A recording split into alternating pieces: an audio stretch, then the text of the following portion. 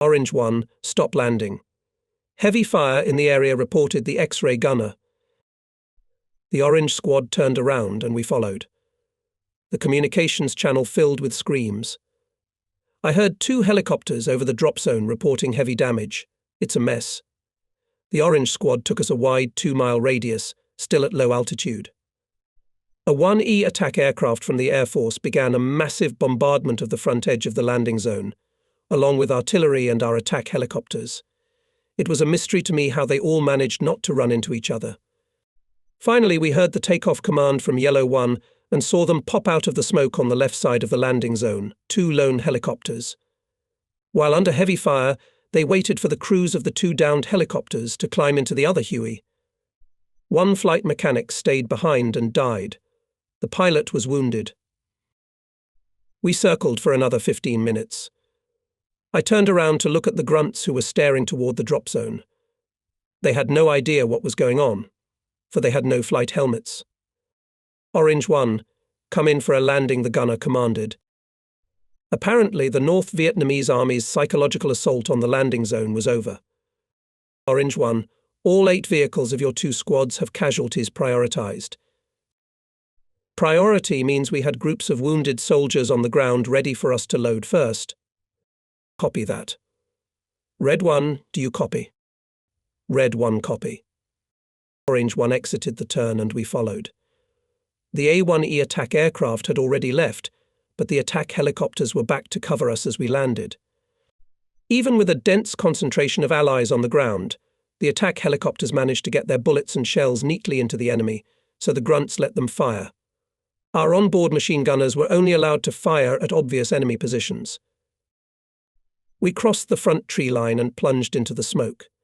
2 slicks lay on the ground at the very beginning of the zone, their blades no longer spinning. They made us a little cramped, but we made it. The grunts jumped out before the skids even touched the ground. As soon as the Huey was down in the grass, the other grunts started loading the wounded and stretcher bearers. There was no shelling. At least nothing was flying in our direction.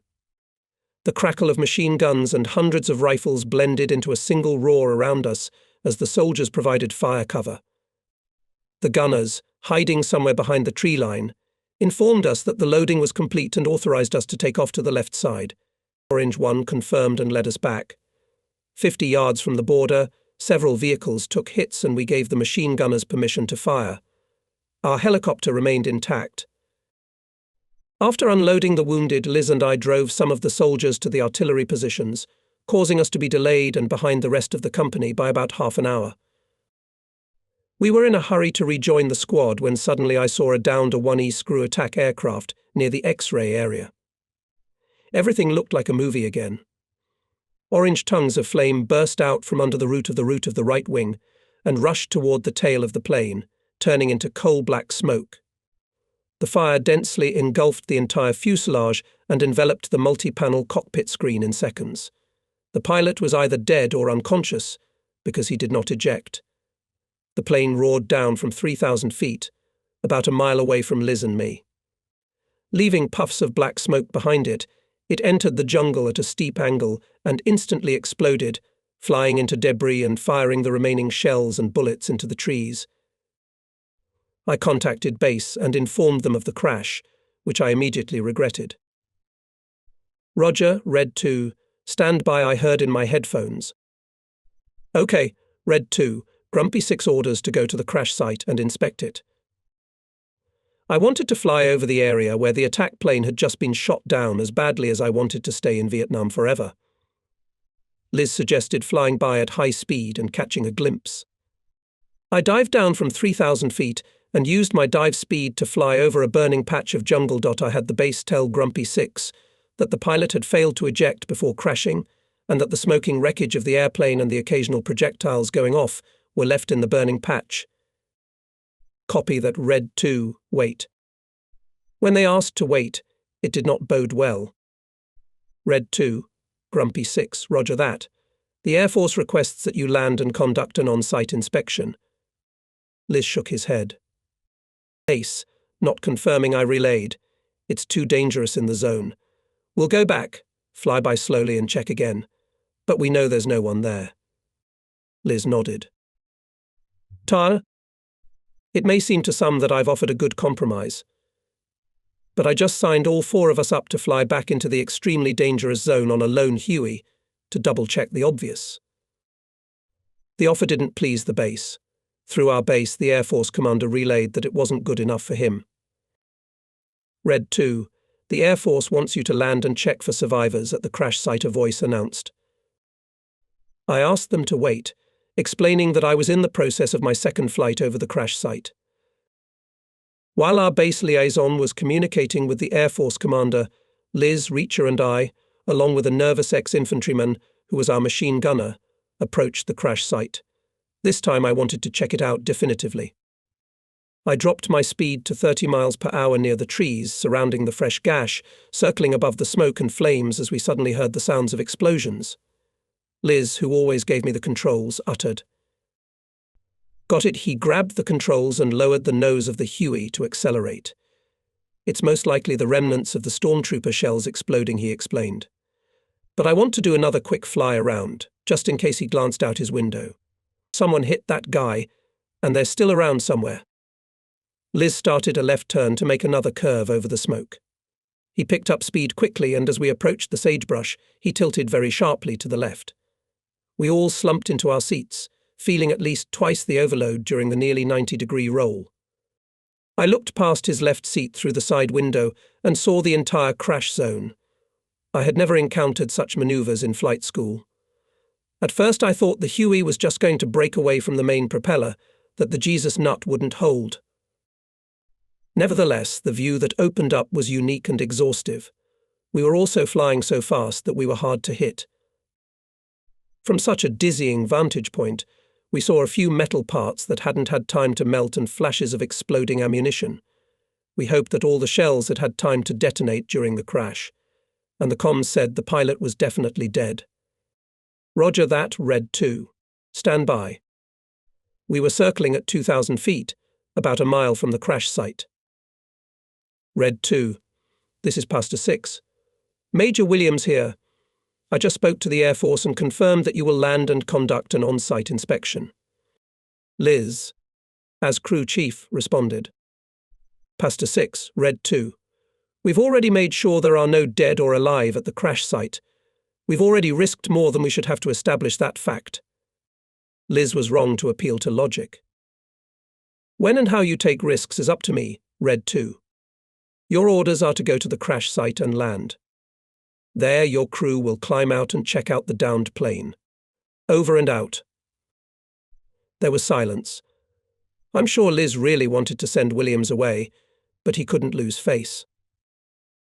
He didn't lose face. Affirmative. We headed back to the crash site, where Liz again laid down a curve that made my balls clench. The left side of the Huey was looking straight down. After a couple of these furious turns, he began to come in for a landing. He decided not to land in the debris-strewn clearing because we wouldn't be able to land far enough away from the fire and triggered ordnance. There was a natural narrow gap in the jungle just beyond the crash site, where several bare 75-foot trees stood. It was obvious that the Huey wouldn't fit there, but Liz was heading for that spot. He wanted to show me another trick. He hovered 100 feet directly above the tall trees and scouted out the right spot to play lawnmower, then asked Reacher and the gunner to stick out and keep an eye on the fragile tail rotor. Taking a suitable position, he began to land the helicopter between the trees. Liz picked the perfect spot to land. The tail beam, with the rotating propeller on the end, went unobstructed toward the ground.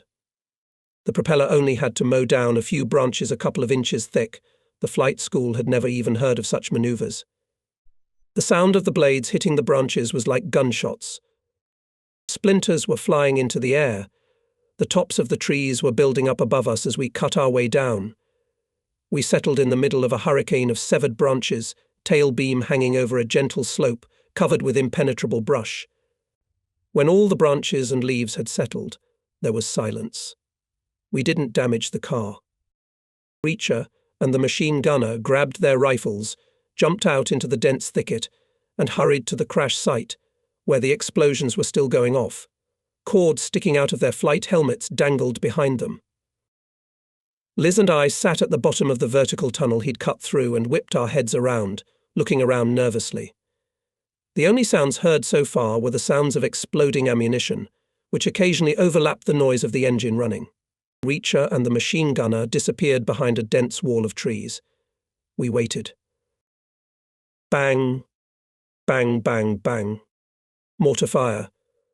The North Vietnamese army had unleashed its most feared weapon from its hiding place.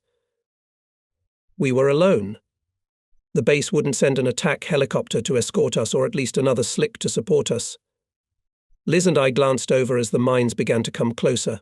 His lips pressed into a stripe, his chin tensed. I wondered how much worse this was than the glider's landing. Through the dense foliage around me, I could hear loud explosions shaking the air as they searched for us. They sounded like the footsteps of a drunken giant.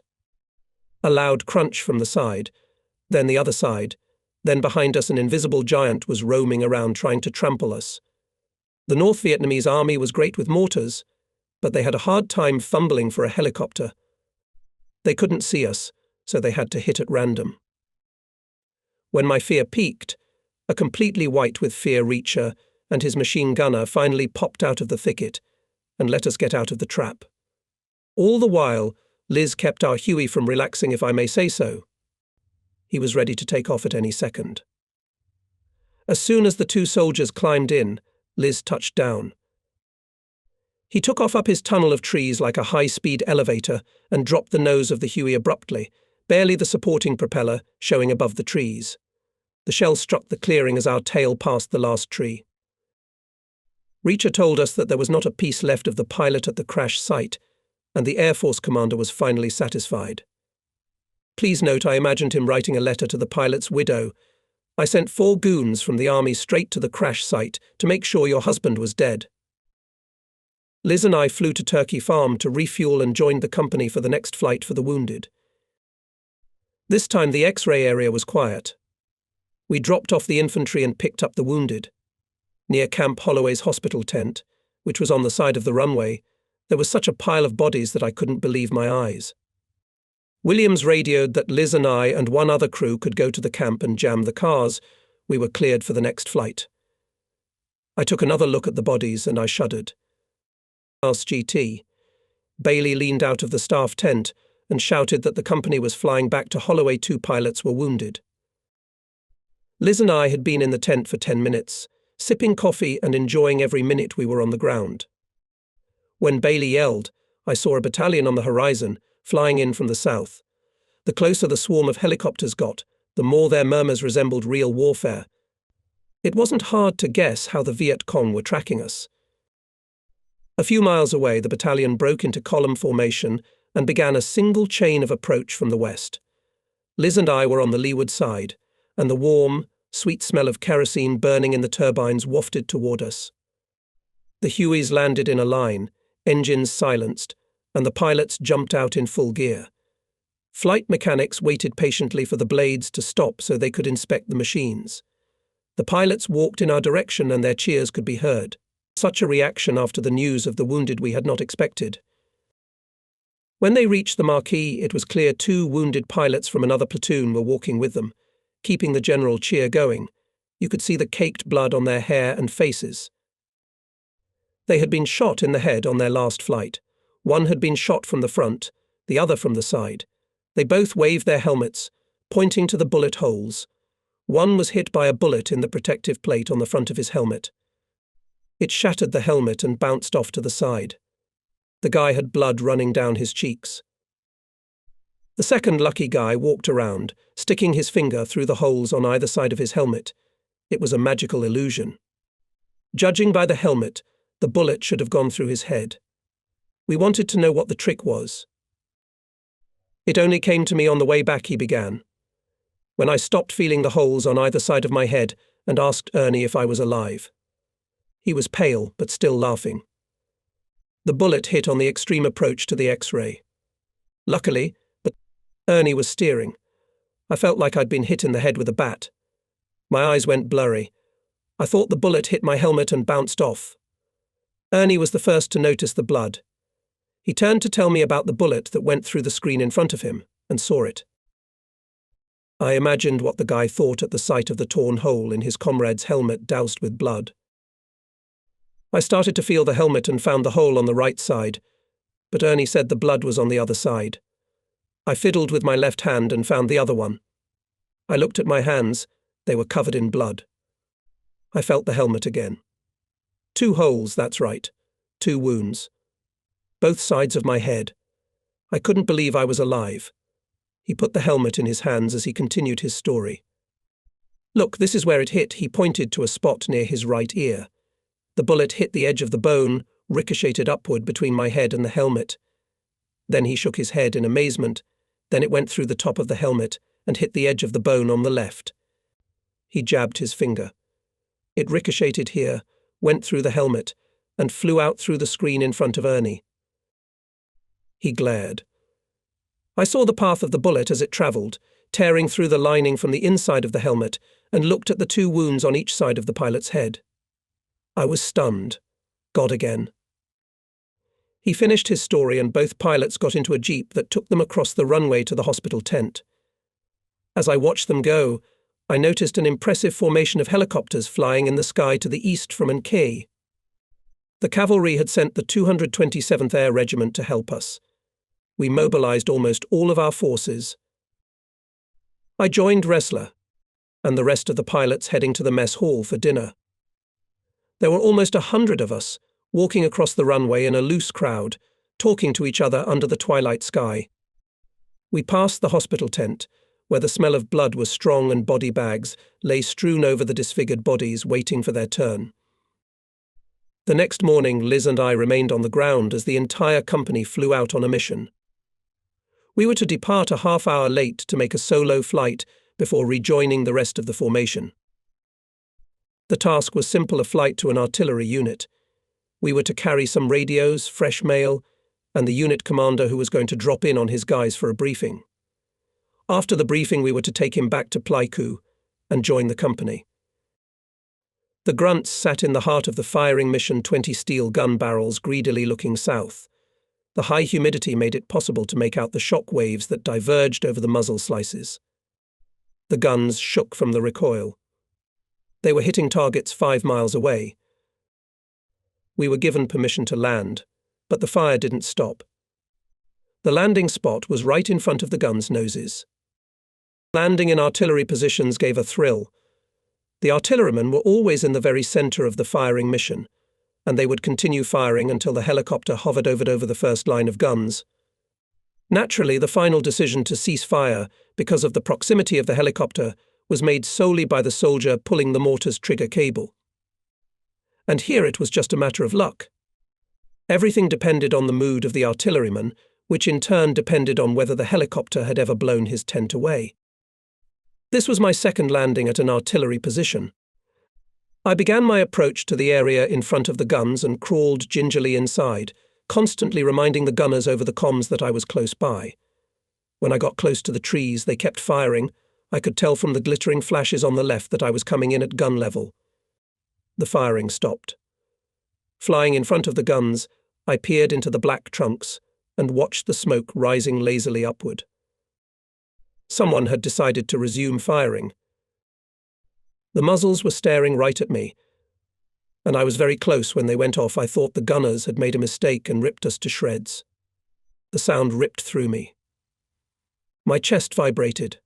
The helicopter rocked with the shock wave. I landed and checked the seat. Everything was fine. The artillery commander said he'd be in an hour, so I climbed out to look around. 2100 5mm howitzers were clustered together on one side of the circular pad. They took up 1/4 of the available space. The rest of the area was reserved for helicopters. Empty shell casings glistened in the grass. From time to time they were stacked in a large cargo net spread out in the middle of the clearing to be hauled away by Chinook as they filled up. I walked behind the guns and watched the work of the crews. The shelling was in full swing, and the X-ray was being bombed at a furious rate. The shells were not just loud, they shook even the brain. I stuffed pieces of toilet paper in my ears and kept my mouth open. These actions were thought to protect the eardrums from bursting. There was a soldier standing near each gun who pulled bundles of 4 or 5 charge cartridges from the shell casings and tore off one at a time. He threw the torn-off cartridges into the fire, where they flashed brightly. The strength of the charge depended on the number of cartridges that could be pulled off to shorten the range.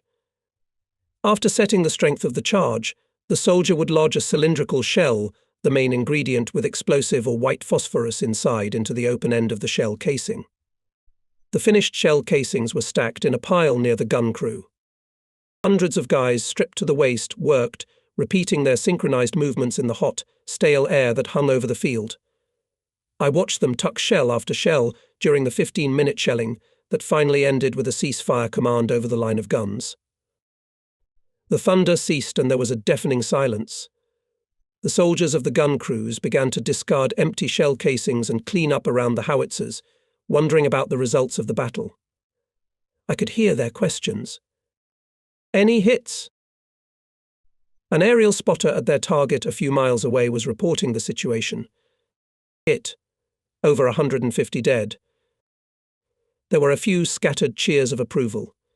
Their sweaty backs glistened in the sun as they sat down for a smoke break. The soldiers had their own war to fight. They worked feverishly in the middle of the woods, in clearings scattered here and there, far from other units, not looking the enemy in the face, and the measure of their success or failure was the report of the aerial adjuster who counted the dead. It was hard work in the wild noise. During the battle in the Yardrang Valley, which went on for a month, the shelling did not stop for a minute. How could one even sleep in such a cacophony? I tried once, but it didn't work out. I talked to some of the guys in the gun crews. They loved their job. It was better than running infantry or flying a machine gunner on a Huey. Their only real threat, aside from a shell bursting in the barrel, was enemy ground attacks. So far, the cavalry had never been hit by such attacks. The soldiers pelted me with questions about what was going on. They had seen squads of choppers flying south. Their fire missions and enemy kills were increasing. The war was gaining momentum. They liked the idea of luring the North Vietnamese army into a trap. Maybe the enemy could actually be surrounded and killed. Maybe they'd surrender after a blow like that, and we could go home. That's a realistic possibility. We're winning, aren't we? The number of wounded we were carrying was skyrocketing. In a week, Liz and I had taken over 100 to the hospital tent. Other slicks had similar results. If time and conditions allowed, we carried the dead ourselves. They had low priority since they were no longer in any hurry to get anywhere. Sometimes they were loaded in black bags, but that was rarely done.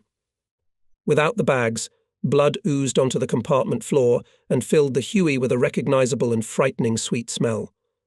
But it was nothing compared to the odor of bodies found days after death. We had never carried so many corpses before. We were told that victory was near. The North Vietnamese army was cornered under heavy fire, but the pile of dead bodies outside the hospital tent kept growing. The funeral service couldn't handle such an influx. I sat in the camp, already shaken by everything I had seen. I heard that 2 pilots had been captured on the ground. Nate and Kaiser had gone to rescue them. Nate could barely hold back his tears as he talked to us in the marquee. Stupid morons. They were sent to refuel. You know Pasteur and Richard's typical combat chopper pilots.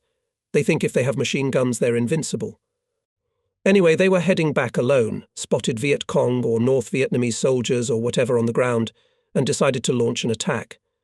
No one knows how long they circled there, because they only called for help when they got hit. Kaiser and I flew in 10 minutes later or something.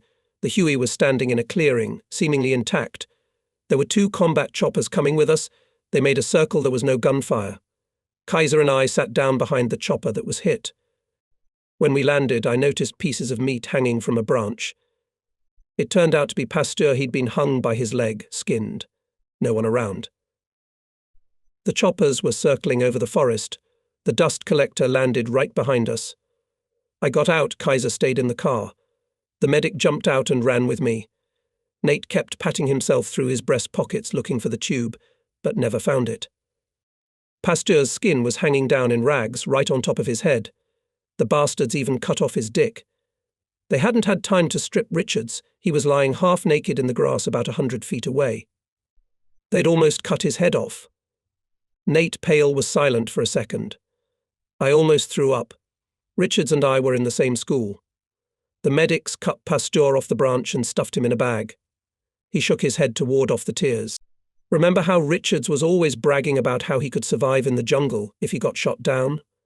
Fuck, he'd even taken a jungle survival course in Panama. If anyone could sneak out of there, it was Richards. Nate's story hit us all. I remembered Richards, his patch from jungle training school. Jungle specialist, the whole thing.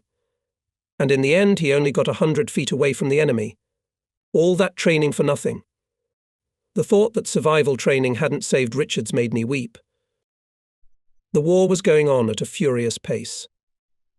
The next day we conducted several landings in small areas near X-Ray to extend our offensive strip against the North Vietnamese army. Faris was assigned as a squad leader for a joint sortie of snakes and pastas. We were going to a shallow area designed for 3 helicopters. He chose me to be his pilot. Everyone was tense. Communication over the comms was curt. The grunts in the cargo bay were grimly silent. Even Faris looked worried. The North Vietnamese army was surrounded. We knew they would have to engage. Faris and I flew among the 3 helicopters that were to be the first to land. The rest of the company, carrying 8 grunts in each vehicle, kept behind us. Faris, as a squad leader, had the right to fly any position in the squadron. He chose the second car. Early theories of air assault operations stated that the link commander supposedly had a better understanding of the situation by being in the middle, or even at the end of the formation. The highest ranks flew high above us and saw the whole situation in its entirety. I think this was my first flight as a staff ship pilot, and I really wanted to experience it. I would have preferred to fly with the brigade commander at 5,000 feet or take Westmoreland to his headquarters in Saigon. In short, instead of this flight, there were plenty of places in the world I wanted to be.at 1,000 feet. And sometimes at 500, we usually provoked fire. This time the enemy did not answer us. As we moved along the glide path to the landing zone, we noticed smoke rising leisurely after another fire drill by artillery and attack helicopters. There must come a day when the fire training would work and wipe out all the enemies in the landing zone. I hoped it would be today.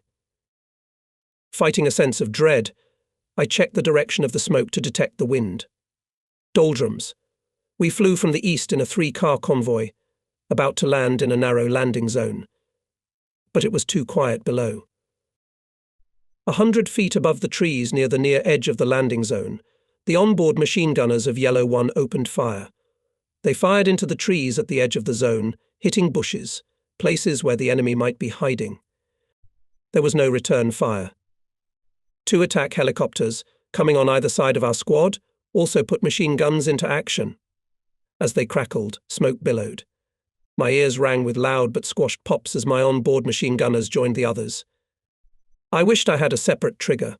Looking at the number of bullets crashing into the drop zone, it was hard to believe that there could have been any survivors on the ground. When we leveled off, the attack helicopters stopped firing so the bullets wouldn't ricochet into us. No return fire. Maybe they're all dead. Or were we in the wrong zone? My adrenaline was running high, so I was sensitive to every movement of my helicopter. The skids were already approaching the ground, and I waited for the vehicle to tilt sideways under the weight of the crowd of landing Marines. They were roaring and yelling in the cargo bay, bracing themselves for battle. I could hear their screams through the noise of the engine. I can still hear them to this day. My landing was synchronized with the lead ship, and our skids touched the ground at the same time as the boots of the roaring Marines. That's when the North Vietnamese soldiers decided to slam the trap, firing on our vehicles from at least 3 different locations and hitting the disembarking grunts with cross-machine gun fire. The drop zone suddenly came alive, enemy bullets whizzing by. I grabbed the controls and involuntarily leaned forward in readiness for takeoff. I had to suppress in myself the natural urge to get out of there immediately. The pressure from the skids was removed and the grunts landed. "Let's go." Faris yelled into the microphone, ordering Yellow 1 to take off. They didn't move from their position. The growlers didn't even make it to the trees. Only a moment ago they had been jumping out and roaring belligerently, but now they lay around us, dead and wounded. The blades of the lead vehicle were still spinning, but the crew was not responding. I saw the sand in front of the nose of the helicopter begin to fly up from the bullets tearing up the ground. I squirmed, trying mentally to stop them. Our onboard machine gunners were firing over the fallen grunts at the jungle ghosts. There was a strange lull in my mind. I distanced myself from what was happening. Amid the crack of machine guns, the screams that everyone was dead, and Faris's cries for Yellow One, I thought about the bullets flying in an endless stream, through the plexiglass, through my bones and guts, through our car. Some voice echoed in the silence. It was Faris yelling, "Go, go, go." I reacted so sharply that the Huey bounced. The car seemed to be going on nothing but my adrenaline as I steeply lowered the nose to accelerate. I circled to the right of the lead helicopter, which was standing still like a stalled helicopter. Our onboard gunners continued to fire from both sides. The tracers flying in my direction now looked like large raindrops. How do they miss? As a kid, I used to jokingly try to dodge the drops in summer downpours. Sooner or later, I'd get soaked to the skin. But not today.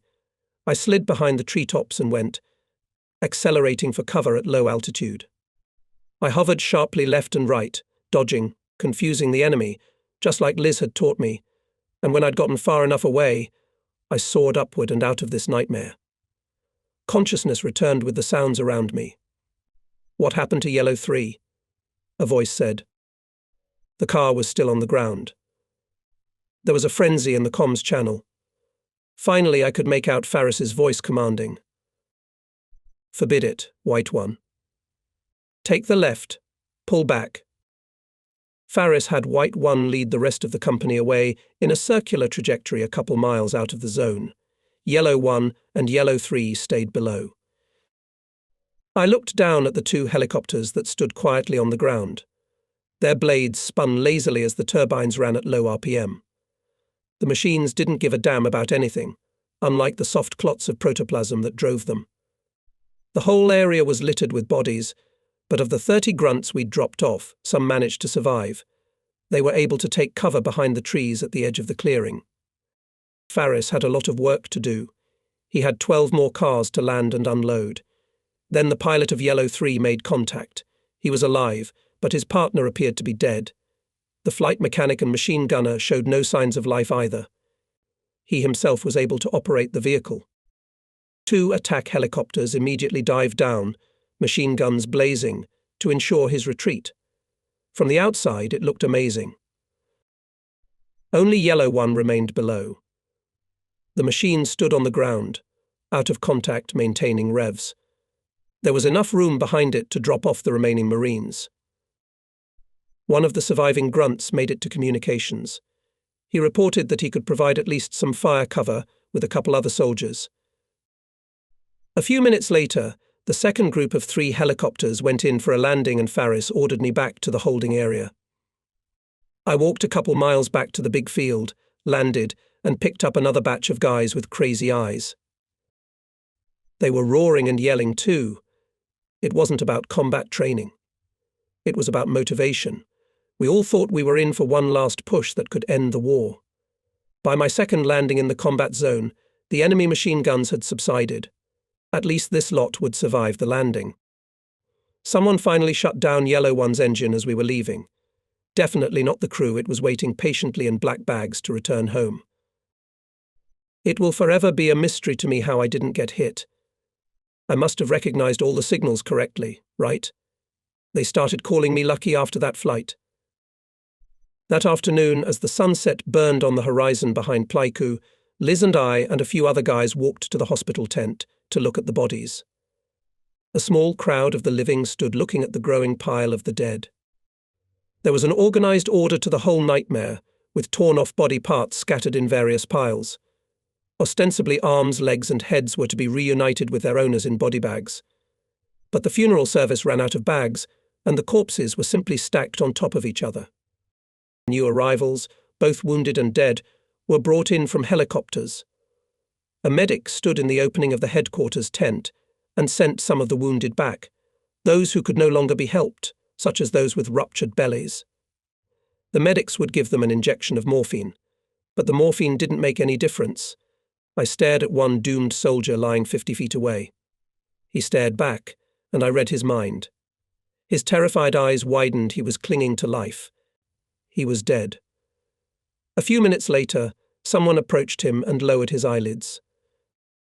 The new machine gunner, a black kid who had been running in the infantry just yesterday, came in with me and Liz. We kept our distance, but he came closer to the mountain of bodies, just to stare. Suddenly he burst into tears, started screaming and clinging to the bodies, and had to be dragged away. He saw his brother at the bottom of the heap. 2 days later there was a lull in the fighting, at least for our company. We were given the day off. Everyone breathed a friendly sigh of relief. Compared to the Valley of Happiness, it was a real war here, and few people expected to last another year in it. What do you do on your first day off after weeks of fighting, when it's hot and humid outside and you're exhausted, depressed, and stuck inside the walls of Camp Holloway in Vietnam? Hop in the back of a truck, go to Pleiku and drink yourself unconscious. That's what you do. I sat in the back with Liz and Riker, Kaiser and Nate, Connors, Banjo and Resler.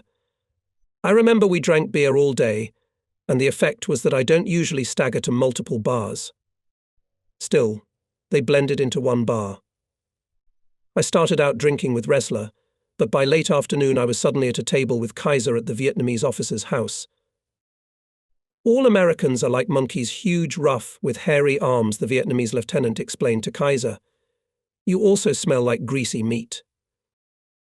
Kaiser got into a conversation with a racist from the opposite race. I watched them hate each other and sip the real American bourbon and that the Vietnamese lieutenant was so kindly treating us too. You won't be offended if I continue, will you? The lieutenant asked. Nope, Kaiser replied, narrowing his eyes. It's okay. I don't give a shit what some narrow-eyed guy thinks he downed another shot. The men continued to exchange sincere insults, the essence of which was to reveal the innermost stereotypes. Kaiser shared a common American grievance that Republic of Vietnam Army units were apparently unable or unwilling to fight on their own.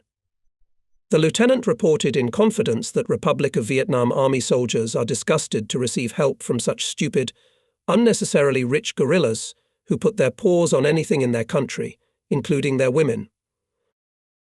Our binge of insults went on for about an hour until Kaiser put an end to it by telling the lieutenant an old gag joke.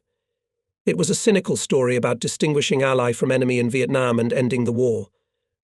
In the anecdote, the Americans were gathering all the allies on a huge boat in the ocean to wait it out until we had outlasted the enemy. Then, as the key line stated, we would pull the plug out of the boat and sink it. Kaiser was even a little surprised that the lieutenant didn't laugh. Instead, the offended man got up and walked away. Soon the other Vietnamese officers started throwing unfriendly glances at us. We left and continued drinking at another bar. Somehow we managed to miss the truck back to camp. We headed back to the officer's house and borrowed their Jeep. We didn't give them any warning after all. The car was made in America.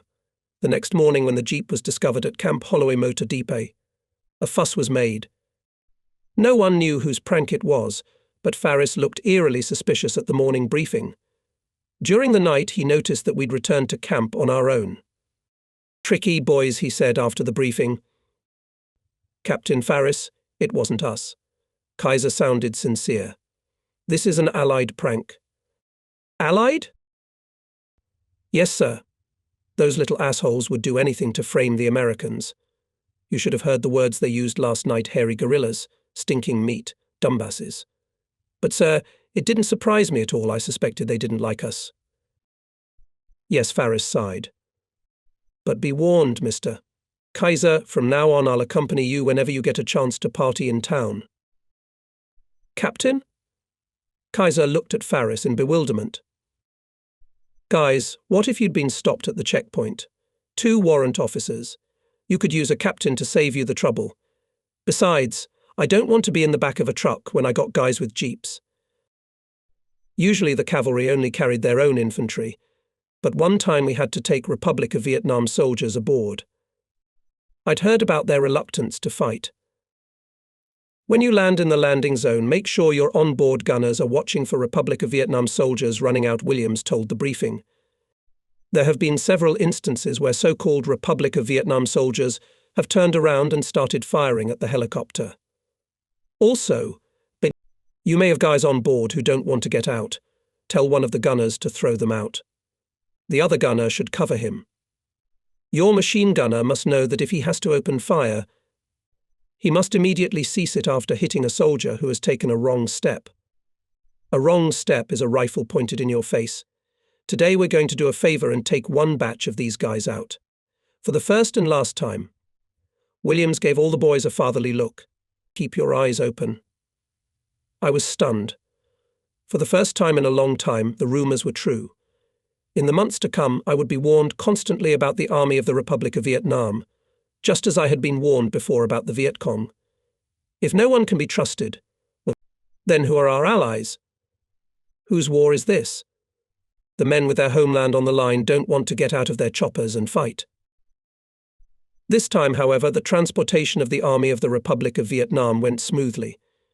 We got them to a major landing zone, from which they were to head out to reconnoiter the newly liberated Nha Trang Valley and maintain the status quo in the form of superior Allied forces. Within 24 hours, the Viet Cong had them cornered. In 2 months, we were to return and retake the valley anew. As we stood for a couple hours waiting for the Republic of Vietnam soldiers, I noticed a body lying in a field near the loading zone, next to Holloway. The corpse's neck was still clutched by a rope. I asked Dressler, "What happened to that guy?"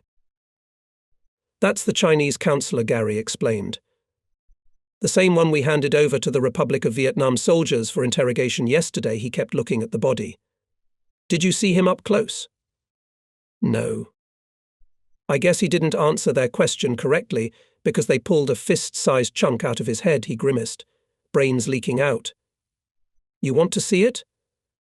"No. I've seen brains all my life." "Hey, look at those guys." Gary pointed to a body 200 feet away from us. 2 soldiers from the counselor camp posed for the camera. One knelt behind the body, while his comrade ran around looking for the right angle. He took a few shots, but apparently the frame lacked liveliness. He had his comrade grab the dead Chinese man by the hair and lift the bloody head with its brains leaking out above the ground. The soldier looked like a hunter with a dead gazelle in his hands. By getting the Army of the Republic of Vietnam into the valley, the cavalry had accomplished its mission. We only killed, we did not take territory. Such was a war of attrition. By November 26th, America had managed to win its first large-scale engagement with the Army of North Vietnam. The cavalry, along with B-52 bombers, had killed 1,800 communists. The North Vietnamese army killed over 300 American soldiers. The campaign in the Nha Trang Valley was one of the few battles in which I saw landing zones littered with the bodies of North Vietnamese soldiers. I think in total I saw about 1,000 of their corpses spread out and decomposing in the sun. We were leaving them that way. The cavalry would wait a few days before going out in search of their missing soldiers. In that time, the bodies had time to decompose enough in the tall elephant grass you could only find a dead man that way. They were no longer screaming. They lay in a heap on the floor of the cargo bay and continued to fight, frozen inside their rubber bags with their limbs strangely twisted. The smell of death seeped through the zippered bags and made the living gag. No matter how fast I picked up speed, the odor still wouldn't wear off. We didn't just punch the enemy in the throat, we slit his throat. This is just the beginning, one of our generals told Life magazine.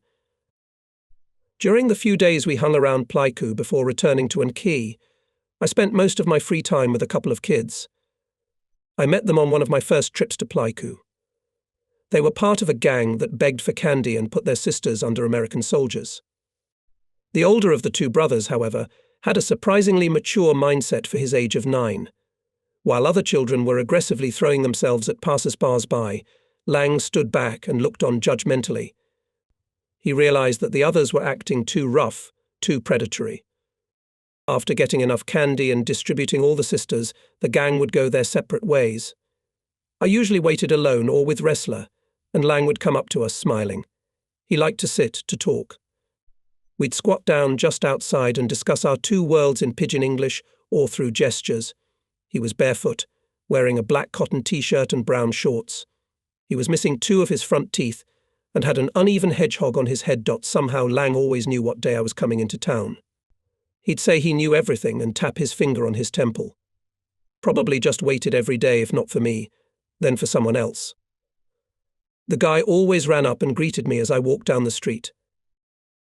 One evening, when Lang introduced me to a droopy kid younger than himself, whom he called his brother, my nerves gave out and I took them both to a small store where I bought them new shoes and t-shirts. The people in the store were impressed. They watched me with warmth and approval. The next stop was a restaurant where I ordered a steak dinner for each of them. Lang sipped some beer from me and leaned back proudly in the back of his chair, imagining himself the owner of the place. His brother was very shy, and I'd never been able to connect with him. I spent the last 2 days of my vacation with them. From our conversations and my own questioning of people on the streets, I established that they were orphans. No one knew where they were sleeping. With gestures, guesses, and nods, we had polite conversations with them about how their parents would return and be sure to thank me for taking their children under my wing. Then we would walk around town. Since they were always hungry, our first stop was a restaurant, after which we took a long walk past countless stores to the town square, where loudspeakers blared government news. The evening before I left for NK, they understood without words. They realized it was the end and wept. I watched them from the back of the truck that was taking me to the camp. They were standing under the lantern, waving their hands and crying bitterly. The lantern's light turned into a distant blur as we jolted down the road to the turkey farm. The darkness hid my tears, though no one looked at me anyway. When we got back from Yadrang, the rats had managed to chew through the food containers and leave little piles of rat shit behind them, lining them up neatly on the mouldy tent floor. The smell made my eyes water, but we were home. All the pilots in the company had survived, and the heavens were to be praised for that. The first week we arrived, we laid the floor of the tent and bought chairs, rice mats, and other furnishings to set up. I even hung a lamp. A week later, the colonel assembled the battalion officers in the slushy area between us and the snakes. He stood with his bony arms crossed over his chest, looking from the ranks to the ground, as if expecting some crate to be brought to him, and asked to stand on it. I'm soaked. Connors complained of the drizzle. Gentlemen, I have a few things to discuss with you. First of all, it's only been a week since we got back, and I've already gotten complaints from the military police about officers who trash checkpoints at night to get into camp, officers who get drunk and drive ugly, officers who engage in violent sex acts in local bars. The colonel shook his head disappointedly. Medics report that the rate of venereal disease has quadrupled. Such behavior is against the charter of the American officer. It is immoral and disgusting. I've decided to take action. The colonel unclenched his hands and was about to step forward for effect, but the slush stopped him. From today, officers are forbidden motorized transportation, no jeeps, trucks, or even donkeys. Any officer planning a motorized trip must first request a driver. There will be no exceptions. Now, to the STD problem. Gentlemen, I understand what you're going through. I'm human, too. But what kind of example are you setting for your recruits? These city girls carry a whole bunch of diseases, and the most vicious ones at that. The colonel paused, showing deep concern. So I urge every man here on duty to be prudent, and to refrain from visiting these women for an indefinite period of time. Muffled chuckles rippled through the crowd. Did he really think that the officer's abstinence would affect the recruits? Right now, there were hundreds of privates running around in Key, who were understandably ready to jump on any female object that came into their sight. Gentlemen, tough situations call for tough decisions. Not to be insulting, but I and the higher command believe that masturbation is perfectly acceptable in this situation. Is that an order? Who said that? There was no response. The colonel stared expectantly at the drenched crowd, trying to figure out the villain. No one ran forward and threw himself into the mud at the colonel's feet, begging for mercy. The disgruntled colonel continued. No, this is not an order, but a suggestion. If there are any more cases of trippers, I'll cut off travel to the village for all of you gentlemen. No furloughs. Did he just give us an order to pull the plug? Connor's muffled voice came from the back of the crowd.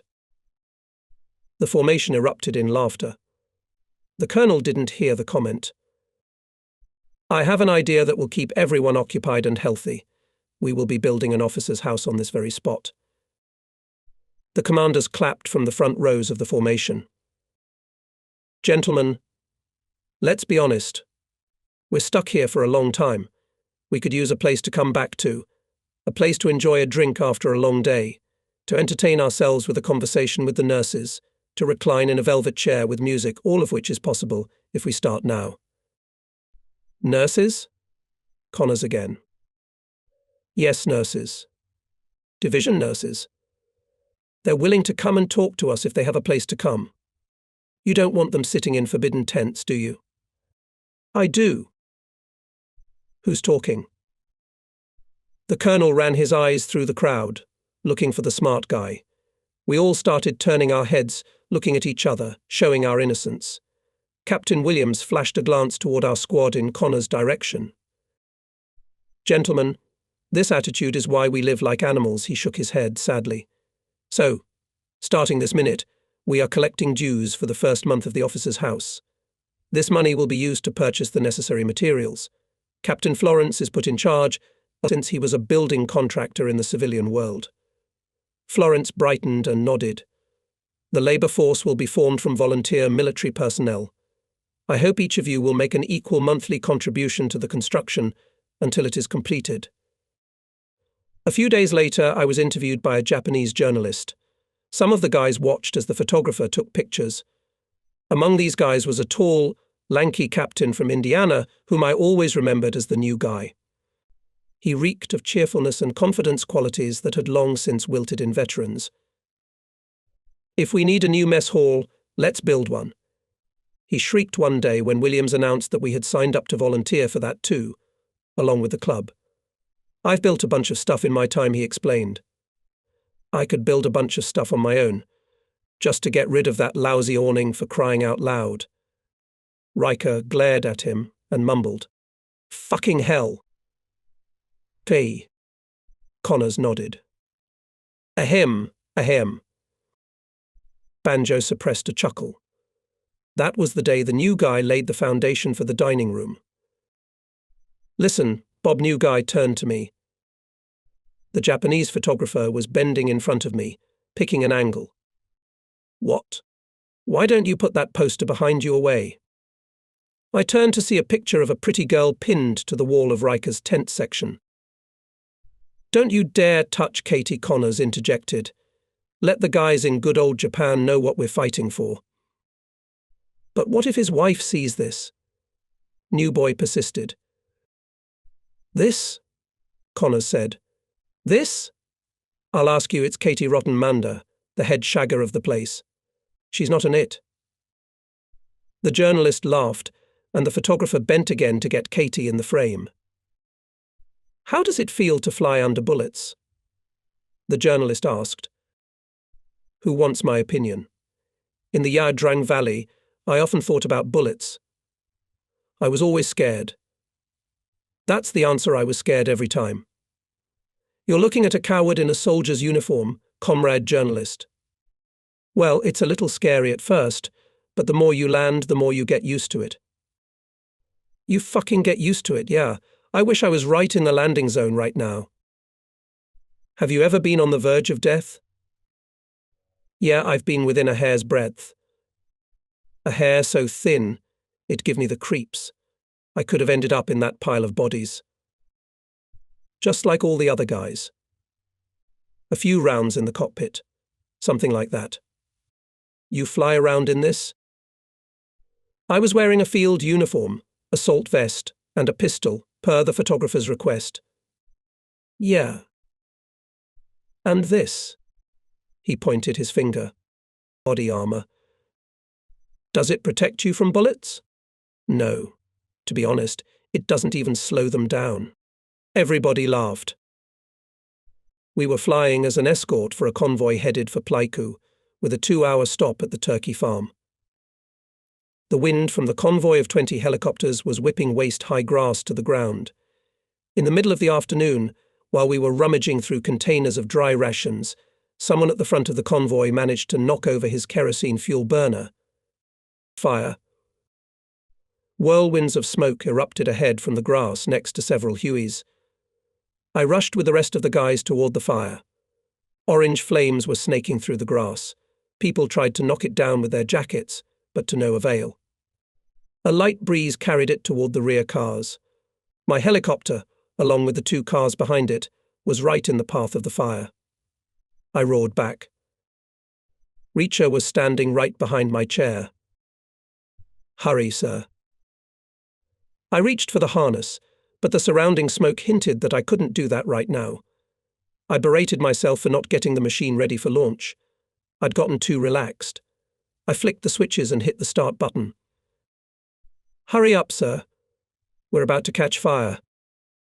The blades spun slower than usual. The fire was almost 100 feet away, rushing forward. The exhaust temperature gauge was off the scale.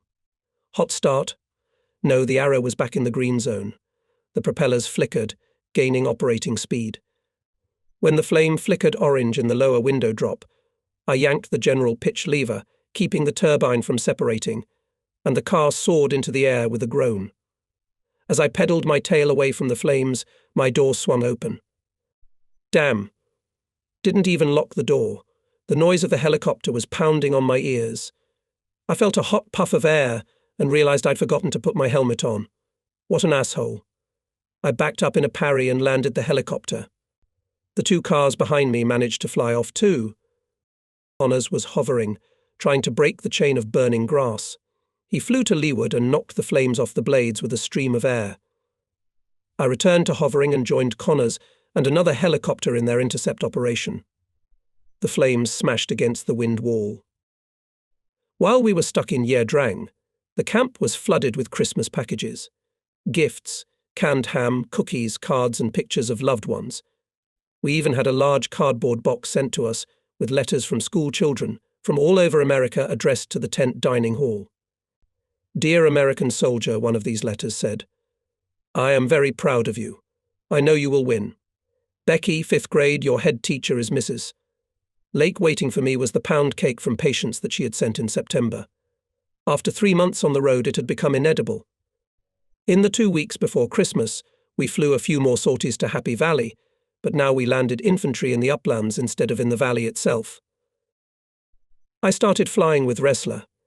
We were the youngest warrant officers in the company. The 2 of us were entrusted with the same machine, and it was a great honor. The crew chief's flying was usually credited to me. "Why, you and I are equals," Ressler resented me. "Not exactly. I graduated a month before you."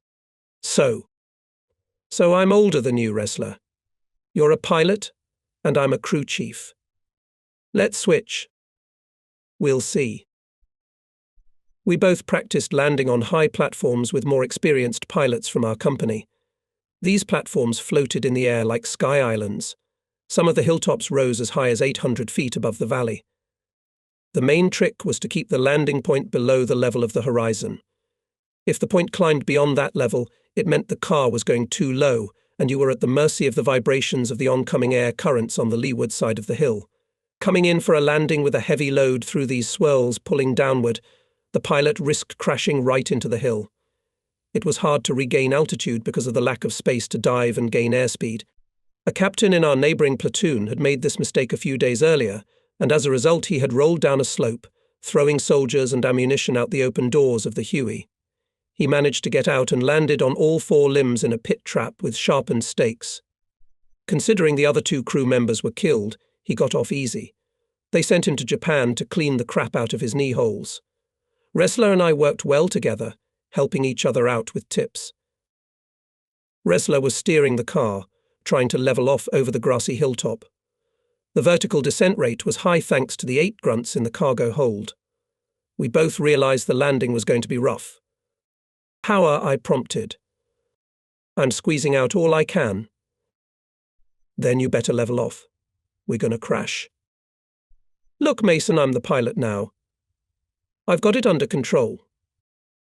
Luckily, the wind was blowing hard. Luckily, because it blew up the grass and I could see some huge boulders where we were going to land. Hitting those boulders could very well have knocked us over and sent us tumbling down the other side of the hill. Boulders. Gary couldn't see them because he was coming up from the right and couldn't look down through the drop window. We were in danger of crashing. Stones. I grabbed the throttle lever and pulled it sharply. I didn't have time to put my feet on the pedals, so the car jerked to the right. We hovered awkwardly over the boulders, the jet from the propeller nailed the grass down, and Gary saw them for himself. The helicopter glided lazily over the boulders. As it flew over the top of the hill, Gary dived down the other side to let the propeller regain lost momentum. I just saved your worthless life, I said. Oh yeah? From what? Those boulders, you blind asshole. What boulders? Gary got mad. Why did you even grab the lever? You could have gotten us both killed, he shook his head disapprovingly as he rose above the valley. You're lucky I held the car, he said. Even though we flew every day, we managed to get inoculations for plague, tropical fever, and hepatitis on a regular basis. We hated vaccination day with all our souls. While waiting my turn inside the tent, I watched a soldier having his thumb repaired. I watched uninterrupted as the surgeon tried to file his fingernail. It was flattened to blackness. When the surgeon lifted the nail, black pus spurted out. When the nail finally pulled away from my finger, I fell to my knees. What the hell? The simple operation had tweaked my legs. I almost passed out. You shouldn't look at these things, the medic commented. True, I nodded weakly from the floor. If it were regular blood. Connors had been assigned to pilot a CBC News crew that would be filming the flight of Gary and me. Okay, guys, make it look nice. Connors stood outside my hangar door. What's that? Make the turns harder, fly lower than usual, come in sharper on landing. That sort of thing. Basically make it look good. We circled over the valley all day, landing infantry. There were no battles in the valley that day in the crosshairs of movie cameras. Making low-altitude turns, I flew so close to the trees that I stroked the leaves with my blades. I dived so sharply that the grunts behind me squealed. It's beautiful, Connors said. Patience said she'd seen the story on TV. She knew I had flown the helicopter because I had my company's familiar mark on the door, and because that pilot flew like I drove a car. One morning, Nate, Wrestler, and I headed into town. Nothing was happening that day, so we hung around the bars and gawked at the girls.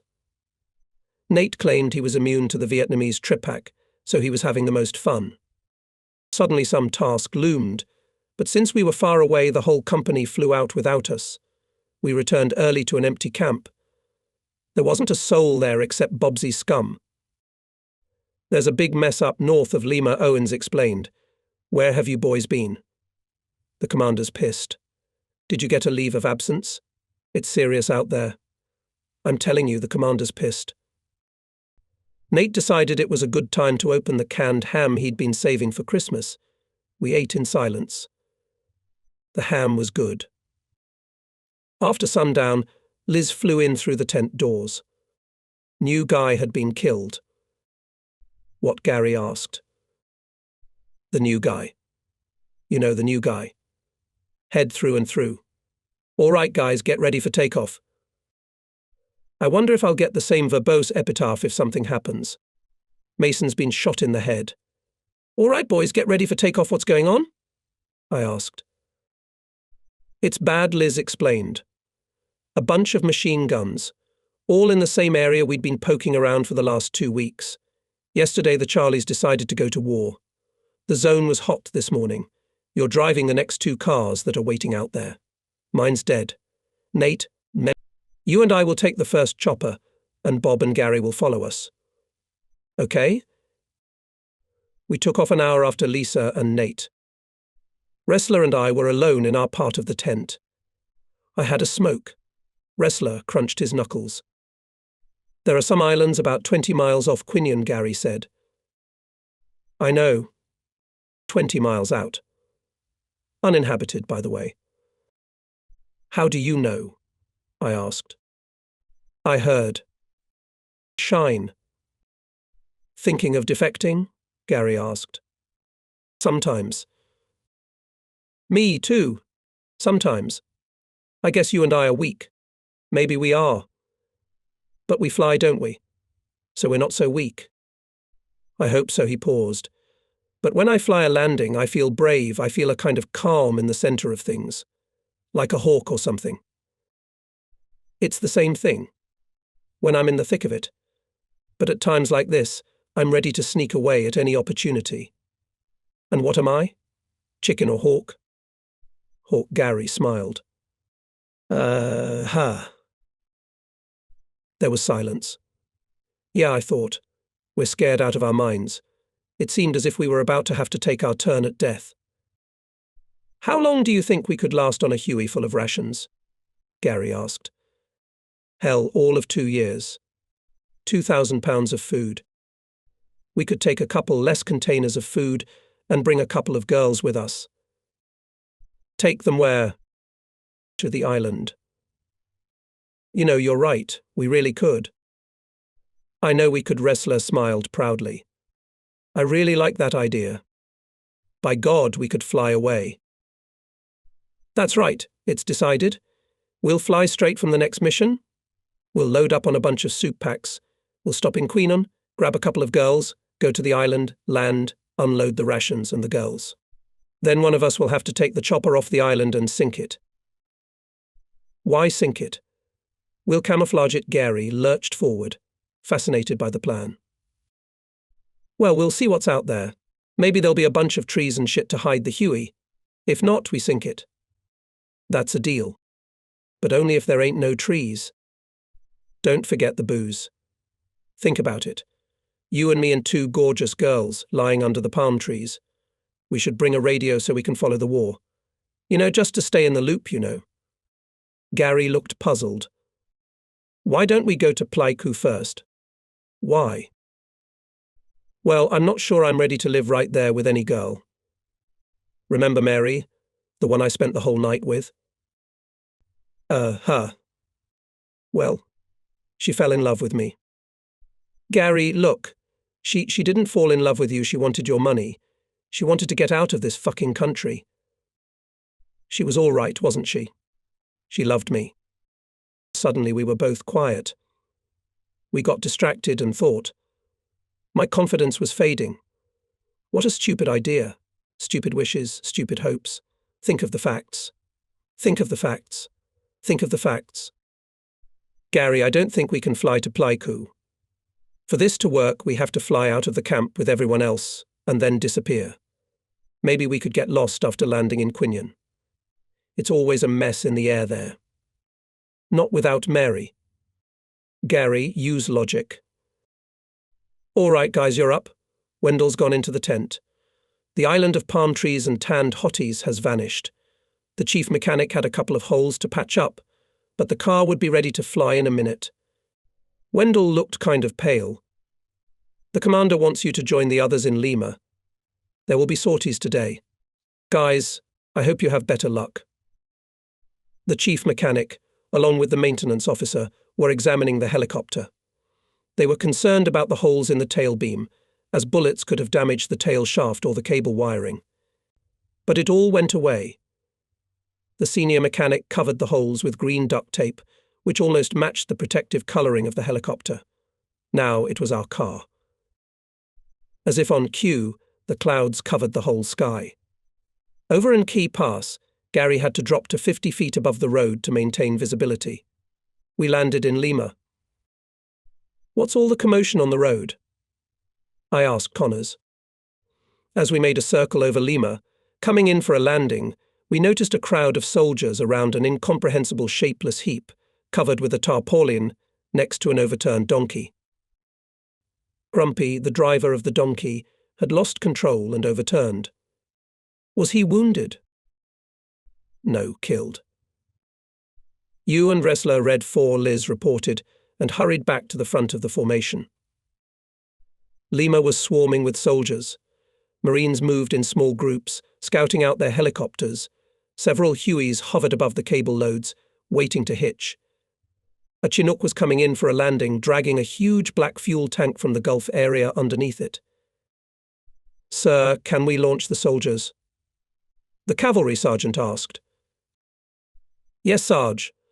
Hop in." I looked at the other squads running to their helicopters. "We'll be taking off soon." He turned around. "Get on board."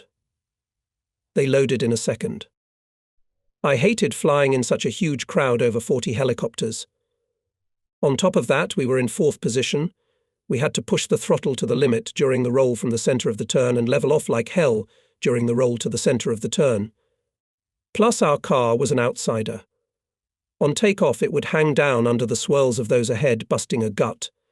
We caught up with the formation at a given altitude and began to watch the fire training. Smoke rose in long streams and stretched toward the west. The Air Force pilots headed back toward the base, having done all the work. Our attack helicopters were working the landing zone with machine gun fire and rockets. Gary was flying, so I was enjoying the show and smoking. It was just like a movie. The grunts behind me were yelling at each other over the engine cacophony, smiling, cackling, smoking cigarettes and warding off fear in every way possible. The horde of helicopters rose up and sailed through the sea of air. The formation always seemed uneven from the cockpit of the helicopter, because the machines could not go at the same height. From the ground, the formation looked much better, an even V. Through the noise in the communications channel came the colonel's voice. "Yellow 4. Come closer. Does this look like a formation to you?" The colonel was flying above us because he's a colonel. We had an explanation for why all colonels acted the way they did. The secret is in the word colonel, a bucket of shit.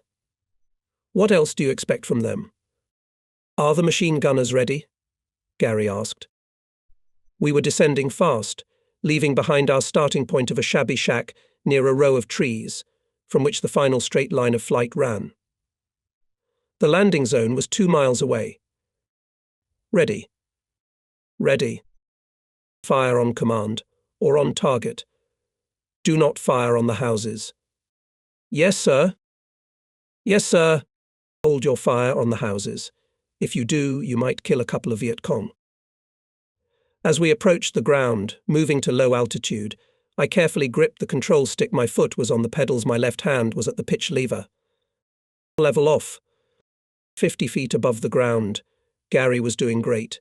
He waved his tail just in front of the trees, though I thought he was about to hit them. The whole bunch was landing, flying into the zone. The infantrymen jumped out, firing as they went. "Yellow 1, it's too dangerous up ahead. I suggest you turn around and take the old route." It was one of the pilots of the attack helicopters that were shelling the far side of the landing zone. The guys up ahead were yelling that there was heavy fire ahead, but I couldn't see anything from my position. "Copy that. Form up, we're taking the old route. Wait your turn." The wing commander went into high hover and turned around to fly over us.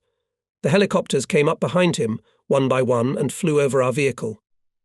By the time we waited our turn, the first helicopters began reporting hits. When we got very close, bullets rang out on the car ahead of us, and we were showered with plexiglass shards. Then I heard a thump, thump, thump, thump, and fresh bullet holes appeared above our heads. Gary squeezed full power, trying to get higher, but the car was an outsider, so we fell behind the others. Thump. Somewhere in the hull. At 1,000 feet or so, I lit a cigarette and started looking at the new holes. That was a bad hit.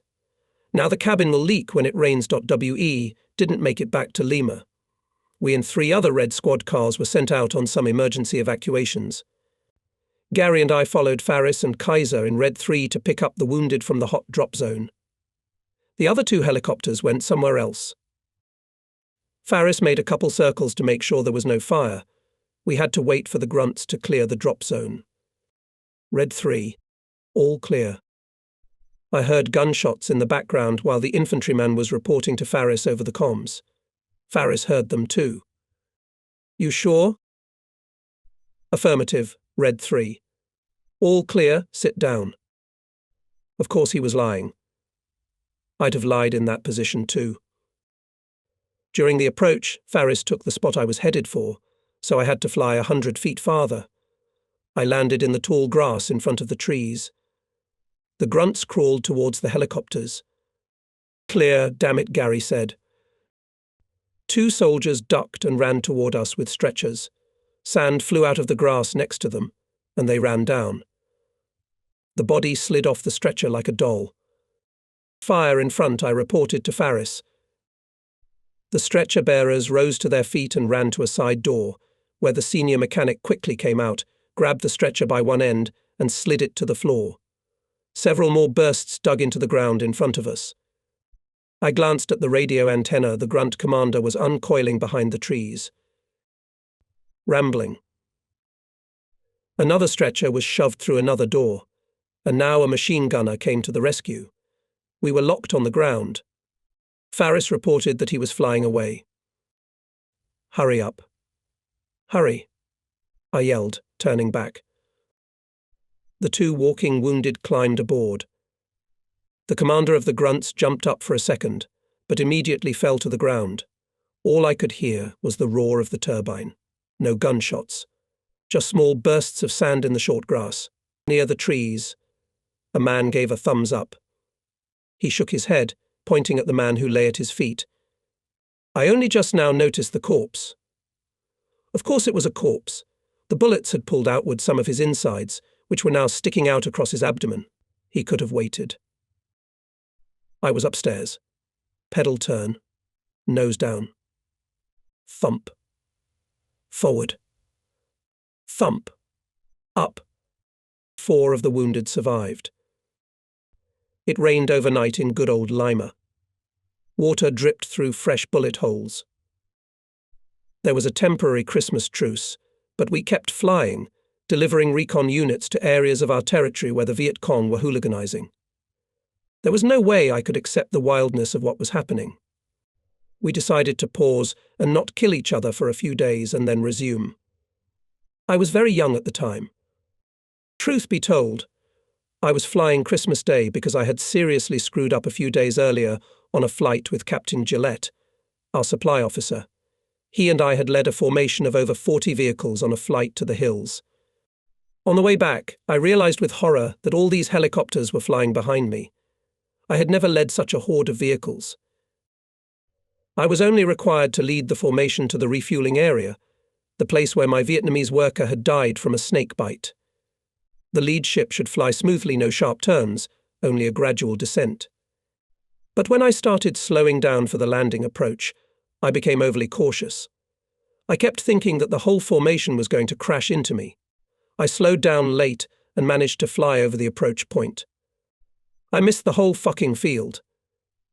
Gillette stared at me in surprise. I was considered a very smart pilot, and lo and behold, Mason missed an entire field in a helicopter. As I flew past the field and came in for a second go-around, I imagined the whole formation laughing at me. But it was even worse than that. When I turned around, I saw that the entire formation had proceeded to a landing and successfully landed, while their wing commander motored to La Land. I returned to the field all red with shame. How do I live with that now? So on Christmas Day, I ended up in the helicopter with Faris. He was more silent, but he was watching me closely, trying to figure out why I screwed up. I was flying the lead helicopter again, but I'd had time to study and think about my mistakes so thoroughly that this time I was making perfect approaches. Picked the right spots. Left enough room for the whole formation to land. My takeoffs, landings and everything else went perfectly.